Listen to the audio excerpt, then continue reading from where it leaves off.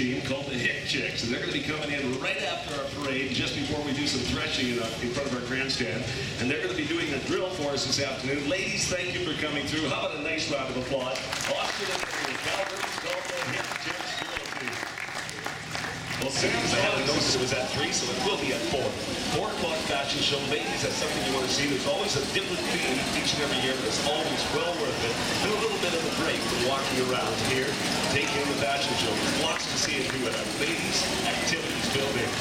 Well, here coming through right now is a float that tells us that Canada's only amateur radio museum is right here on the ground. Each year they have a hand fest. If you're a hand radio operator, you'll know what that is, and it goes on the 12th and 13th. That is Mr. Tom Mills bringing our float through with the 5550, or 550, I guess it is, the Oliver there. Tom is a former fire chief, fire hall in Winnipeg, Manitoba. He's now a very adamant ham operator. Nice to have you through, Tom. Here's part of Miniature Land, ladies and gentlemen, as we break through. Look at that. Sit in a lawn chair. Hand controls. Very nice in the little International. Nice little cat in behind that. Of course, a factory job there. We've got a Versatile showing you with the big ones. We're going to be bringing in a Versatile about that size just a little later on this afternoon in our vintage equipment parade. And then we've got our Sassy Massy girls. That's what we call them here when they come through the parade. How about a nice round of applause for our miniatures? We get started in our parade this afternoon. Well, ladies and gentlemen, each and every year, the Fort Ellis Wagon Train reenacts the Fort Ellis Wagon Trail. Now, this is one wagon coming through right now. That's Mr. Reuion. Takes them 6 days to get here. They time it just right, so they arrive on the very first day of the Thresherman's reunion. Roy is one of our teamsters in our threshing competition. Roy, are you going to be out there this afternoon? You bet. Good to see you. You took the day off yesterday, did you? Yeah. Oh, I see. Well, it's nice to have you back. This covered wagon that you see, ladies and gentlemen, that's exactly what you'd see, the Prairie Schooner coming across the west when our west was opened up. This would be what you go to the field to get your bundles with, and the harvest was on. Nice team of Belgians there, the big Threshermans up in front. We've got a team of Greys coming through right now. Now, that is a manure spreader, but it's spreading some straw this afternoon, giving you an idea how it works. No PTO on the horse, so that is chain driven off the back wheels. I don't know if there's a gear on that side, but there's definitely one on this side doing the job, spreading our straw this afternoon. Well, when we were cutting hay, nice light team of blacks there with a sickle mower. Sat very comfortably in behind until they hit a bee's nest, and then it would kind of take off on you a little bit. Here we're picking up our straw, another big team of Belgians, and the dump right there. Working very, very nicely. Giving you an idea of what the Canadian West looked like in yesteryear. Now we see thousands upon thousands, even millions of acres of grain land each and every year. That single bottom plow turned over more of that than any multiple plow shear in the world of Western heritage. That little plow did more than anything else. Here's another one here with the horses and hung up the harness. That when we go in to buy a new pickup truck or a tractor, one of the questions you'll ask the salesman, how many horsepower? Well, we just watched the horses, and we still ask about horsepower. The horse definitely did a great job in opening up the Canadian West and the agricultural industry. We're going to get away from agriculture a little bit right now, but you had to go to church and you had to go to town, and how you did it way back when was with a beautiful vehicle. Well, they're still beautiful in this day and age. This is a 1917 Ford Model T. It is actually a piece from the Elkhorn Antique Auto Museum. Absolutely gorgeous T of 1917. We now move. Oh, this is it. Now we've got another little Model T coming through right now. Rena and Bob Rosendahl bring that through to us. There's a nice 26. That's the Roadster, ladies and gentlemen, the little gray one. It's got the top up this afternoon. Ken Rigaud, he drove this out from Winnipeg. Took him 3 hours and 20 minutes. That's not bad. That's not bad. How is the fuel mileage on that one? 20 miles to the gallon. So that's only, let's figure it out. By the hour, that's not bad. Cost him about $800 to get here. No, I'm just kidding. All right.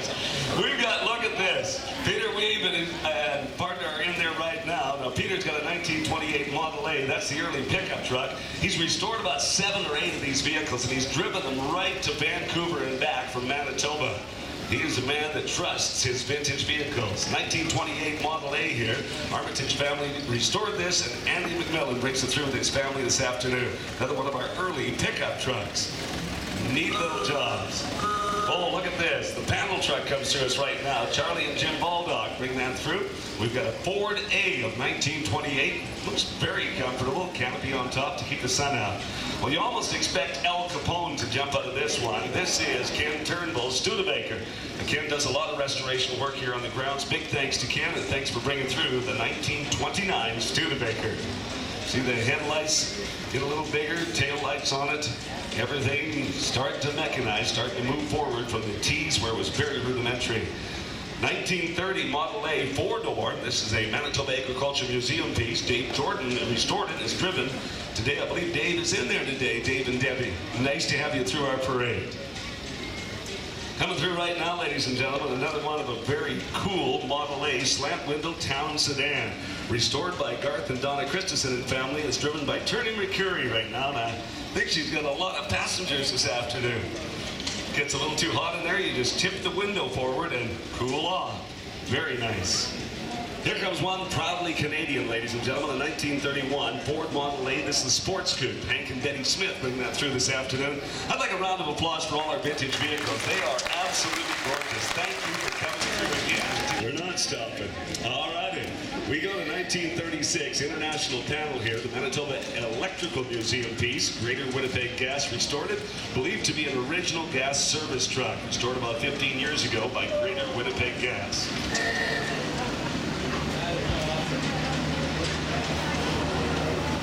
1938 Chev truck, Dwayne Moorhead. Now, this is kind of a work in progress. It's being used as a service truck right on the grounds. And Kyle Moorhead doing the driving. Looks like he's got a passenger along with him and a very neat Chevy right there. Well, in 1942, this was a monster. We see the big B trains and things picking up grain in the field these days. This International 2-ton, if you saw it going down the road, you'd almost stop the tractor to have a look. Nathan Sims restored this one, and I think Steve Kishka is actually at our controls. Thanks for bringing it through, Steve. 1945 was the last year of the war, World War II. This is Willie's Jeep. It's a Manitoba Agriculture Museum piece, restored by Clip Woodward. First cars were built in World War II. Look at this. You talk about the new dually pickups. We've got a dually pickup here that was made a long time ago. In fact, 61 years ago, that one rolled off the line. International L131 ton. Lee Bergson owns it, restored it. I'll tell you what, Michelle and Paul bring that through this afternoon. Very, very rare dually, but they did build them. Here we have another piece from the Manitoba Electrical Museum. It's a GMC 1-ton of 1952. Bought by Manitoba Hydro to use as a parade truck, and it has been in our parade for about 7 years now.